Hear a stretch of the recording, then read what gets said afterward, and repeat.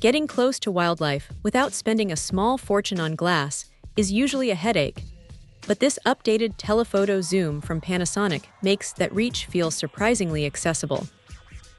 It is the second version of their classic long-range lens, and honestly, the improvements here are exactly what people were asking for. The biggest change is the build quality.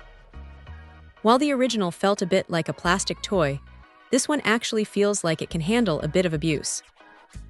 It is now fully dust and splash resistant, which is a massive deal if you are out in the field and the weather decides to turn on you. You can actually take this thing out into the woods or near the coast without constantly worrying about a little mist or some dust getting inside the barrel. Now here is the thing about these long zooms. They are usually a bit sluggish when it comes to locking onto a moving subject, but this one uses a 240 frames per second linear motor. It is snappy. When you are tracking a bird in flight or trying to catch a quick movement, it keeps up much better than the older version ever did. It is not quite professional-grade prime lens speed, but for a zoom in this price bracket, it is genuinely impressive. The stabilization is another highlight. If you're shooting on a newer Lumix body, the Dual IS.2 support is a lifesaver.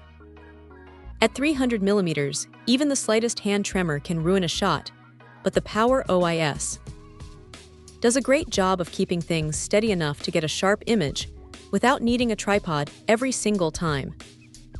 What stands out, though, is the weight. At around 520 grams, it is light enough that you can carry it around all day without feeling like you have been working out at the gym.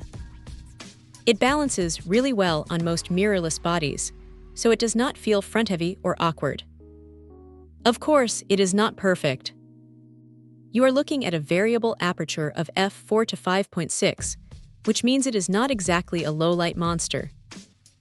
If you are shooting in deep shade or late in the evening, you are going to have to bump up your ISO, and that is just the reality of this kind of glass. Also, the zoom ring has a bit of resistance to it. It is not as buttery smooth as some of the high-end professional lenses, but it gets the job done. The minimum focusing distance is about 1.5 meters, which is decent for those occasional close-up shots of flowers or larger insects, though it is definitely built for distance rather than macro work. Look, if you're looking to get into wildlife or sports photography on a Micro Four Thirds system without breaking the bank, this is a solid piece of kit.